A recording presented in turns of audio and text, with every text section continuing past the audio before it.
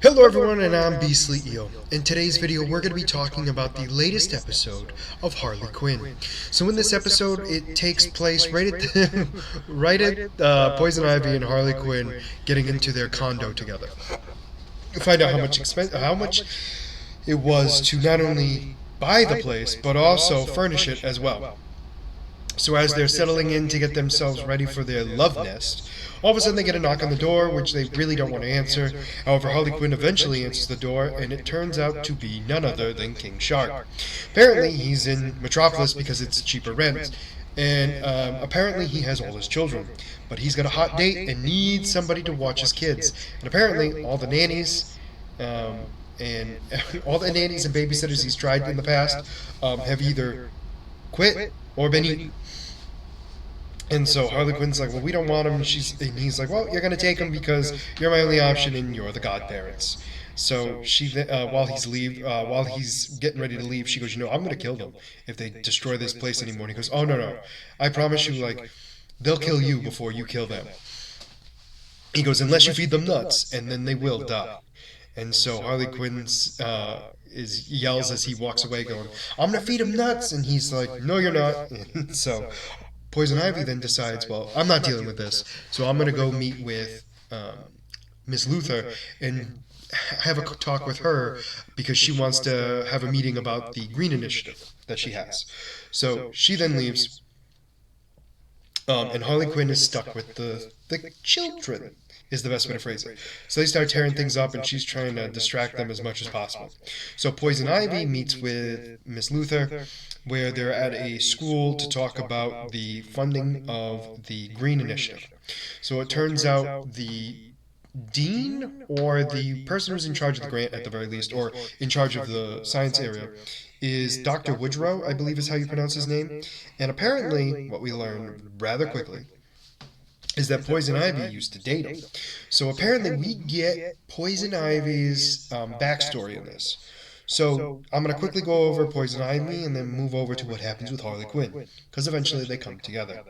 So Poison Ivy relives her past, where she remembers the heartache that she had with this professor, because they were sleeping together and they weren't supposed to be, and it was getting hot and heavy, and then unfortunately she it made it seem like, oh, they ended on just the fact that he dumped her.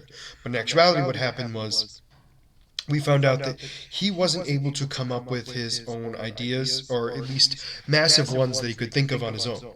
So his thought process was, he was obviously working with Pamela, who worked on a formula and created a human plant hybrid, which was Frank, who was by far the cutest creature at that time. Let's be honest.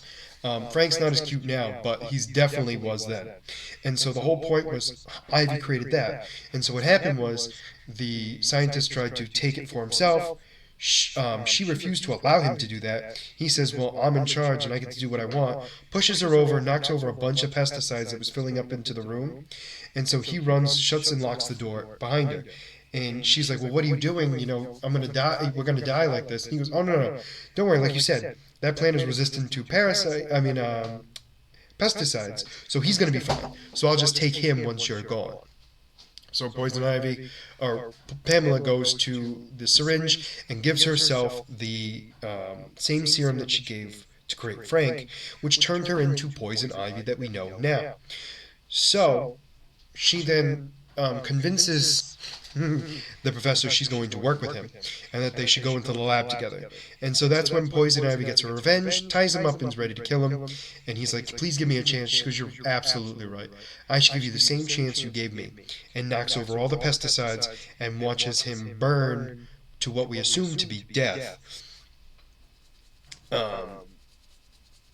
And she leaves, knowing that, he was the reason why she became what she was.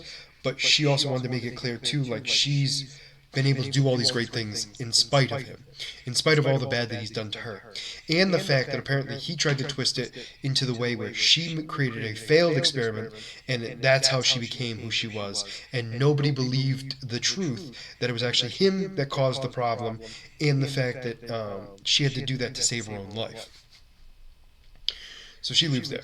So we have Miss Luther, after convincing Ivy to team up with the other doctor, talks to Harley Quinn to invite her to a princess party. And Harley Quinn is super excited, brings all of King Shark's kids over there, and she basically tells them leave her alone and don't come near her, because she's a great caregiver. It turns out the party was for Goldilocks, which we get to see Bane and his dominatrix girlfriend now. And apparently they were talking about how they've adopted Goldilocks, mostly due to the fact that she takes care of herself for the most part, and the fact that she's a fairy tale. So it's a lot easier to deal with, and apparently nobody really cared what was going on with her. So they adopted her, and now they're having this big, huge princess party, and then Harley Quinn now trying to figure out how to be a part of the club, because she wants in so badly, and she has to convince the head of the club to have her join, and what we find out is he's like throwing a walker away from an elderly person because he doesn't like the way it scuffs up the floor. So she's like, oh, I'm going to figure out a way to do this. So Sean, one of the children of King Shark, will not leave Harley Quinn alone, following her everywhere, and she's getting really ticked off. So she starts dragging him around and getting him away from her, and then finally he starts crying and jumps into the vent and starts crying, and she goes after him. She falls down into the owner of the club, and she's trying to convince him that she should join, and then all of a sudden she hears screams of a shark attack. She jumps back into the vent, goes to the pool area, and sees that the shark children are eating everyone around. And Bane is okay with it, because it's not affecting him. And so Harley Quinn is trying to get everyone out of it, getting the kids to stop, and that's when Animal Control comes in to try to take down all of the shark children. So that's when Harley Quinn grabs a pool noodle, takes them all out. Poison Ivy shows up. They're excited to talk about all the great stuff. And that's when the owner of the club comes in and says, no, you're not allowed to be here. You're never going to be a part of this. And that's when Miss Luther comes in, and she's like, oh, no, she's perfect for it. He's like, did you hear the way she spoke to me? And she says, yes, it's refreshing. We need this here. And is basically stating that she should join the club and that they are a part of it. So things are acting very strangely, right? I have a theory that I'll talk about after I talk about the last part of this episode. So the last part is we see in the lab a monstrous figure or hand kind of crawl or kind of show up. So it looks like the doctor is still alive, and I would assume has similar powers to Poison Ivy. But we'll have to wait and see. Now, normally I would have assumed he would be Swamp Thing, but we've already met Swamp Thing in this universe, so it's obviously not him. But anyway, so my theory here is Miss Luther knows exactly what's going on with the city, and that Brainiac is controlling it and trying to keep it as perfect as possible. So she's trying to find ways to stop him from controlling it, so she could then possibly take over for herself. Because we see those bots some more, however, they weren't really doing much of anything. Other than keeping their eyes on Harley Quinn and Poison Ivy, to my assumption. So I'm very curious to see where the rest of that goes. But I'm assuming we're going to see more of Brainiac, obviously, and seeing where that goes. But for now, I don't know what... I'm hoping in the next episode we find out what happened to the Doctor in more detail, or at least figure out what's going on for the next thing. So for now, let me know what you guys thought about this episode down in the comments below. Did you like it? Did you not? And why? And as always, if you like the content you see, please make sure to like and subscribe down below. Other than that, this is going to be Beastly Eel signing out. Have a wonderful night. Bye-bye.